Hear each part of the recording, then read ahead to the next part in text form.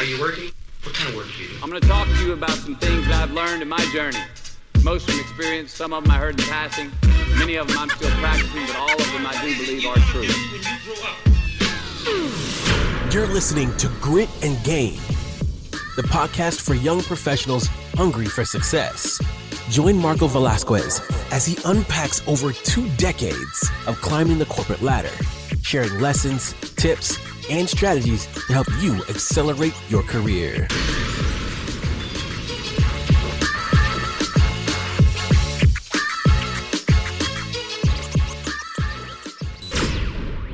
Welcome to Grit and Gain, where your decision to tune in is an investment in your career. Because true success comes from embracing the grit, doing the hard work, and earning the reward. Today we're talking about something that might seem small but can have a big impact on your career. How engaging with the wrong kinds of LinkedIn posts can send the wrong message without you even realizing it. Now, we all love a good LinkedIn post, right? A witty, inspiring, or thought-provoking statement that pops up in your feed. And it's tempting to hit that like, love, or celebrate button. But sometimes those posts can be a little more dangerous than you think, especially when it comes to how others perceive your engagement. Just recently, I saw a post in my LinkedIn feed that really blew up. It had just over 3,000 reactions, many of them from well-known industry experts and influencers. The post read, "If you hate what you do for 40 hours a week, is it really work-life balance?" Now, on the surface, that post makes you think, right? It's calling out something that a lot of people can relate to. And let's be honest, there are times when we've all felt frustrated, overworked, or stuck in a job that we're not passionate about. But here's the question. Should you really be engaging with that type of post? Let's say you're frustrated at work right now, and you're really tempted to click that like button, or worse, drop a comment like, "So true, wish my company would realize this." Now imagine someone you work with, maybe your manager, your leader, or even a recruiter, scrolls through their feed and sees that you have publicly endorsed that sentiment. What message does that send? Even if it feels harmless at the time, that tiny engagement could be perceived as a passive way of airing your frustrations about your current job. And if your manager or potential employer sees it, you risk damaging your professional image. Liking or commenting on posts that could be seen as disparaging to your current employer, especially in a public forum, might make people question your loyalty or attitude toward your work. Now, I get it. Sometimes you need an outlet for your frustrations. But instead of engaging with a post like that, why not take it as an opportunity to take action? Now, I'm a huge fan of Dr. Stephen Covey. I am a self-described Covey convert. Dr. Stephen Covey was the author of The 7 Habits of Highly Effective People. Covey said, "I am not a product of my circumstances. I am a product of my decisions." And that's what I want you to focus on today. Making the decision to act, not react. Let's talk about 4 ways to take action and own your circumstances instead of letting them own you. Number 1, reframe your mindset. Before you react to a post like that, take a step back and think, what can I do to improve my situation? If you're feeling stuck or unhappy, start by identifying specific reasons why. Are you feeling undervalued, overworked, lacking direction? Once you know what's really bothering you, you can start working on a plan to address those issues proactively rather than passively expressing your frustration on social media. Number 2, have a direct conversation with your manager.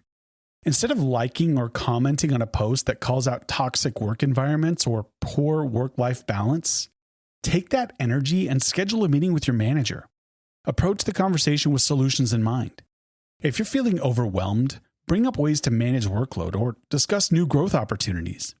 The key is to position the conversation as a way to improve, not just for you, but for the company too.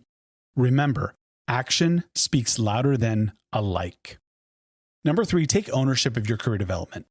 If you're not feeling fulfilled in your current role, what are you doing to change that?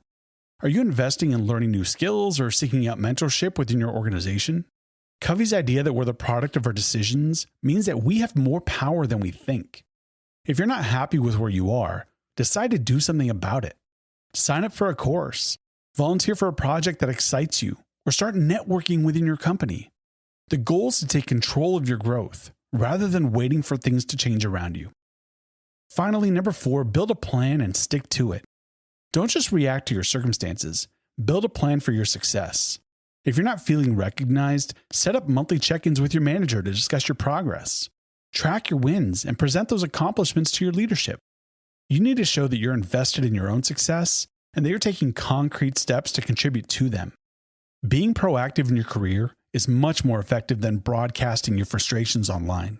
Now, let me put on my hiring manager hat for a second. When I'm evaluating a potential candidate, the first thing I do is look at their LinkedIn activity. And trust me, it tells me a lot about their character, their drive, and their work ethic. If I see that someone is regularly engaging with posts that complain about work, or worse, subtly disparage their current or former employers, it raises red flags. I start to question, is this person a team player? Do they bring solutions, or are they just venting their frustrations? Are they taking ownership of their career, or are they passive about their challenges?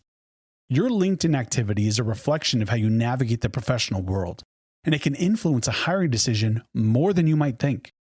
So here's the takeaway. The next time you see a post that resonates with your frustrations or seems to call out issues in the workplace, don't just react. Think about how it will impact your professional image. Take action instead of simply engaging with a post that could be interpreted as negative or critical of your situation. You have more control over your career than you realize, and it's the decisions you make, not the posts you like, that will shape your success. So, take ownership. Make the decision to act, and watch how that decision transforms not just your career, but your life. Thanks for tuning in to Grit and Gain. If you enjoyed today's episode, be sure to rate the podcast and share it with a friend or colleague who's looking to grow their career. For more ways to fuel your career, visit gritandgain.com. And don't forget to email your questions or suggestions to gritandgainhq@gmail.com. Keep pushing forward. Embody the grit, earn the gain.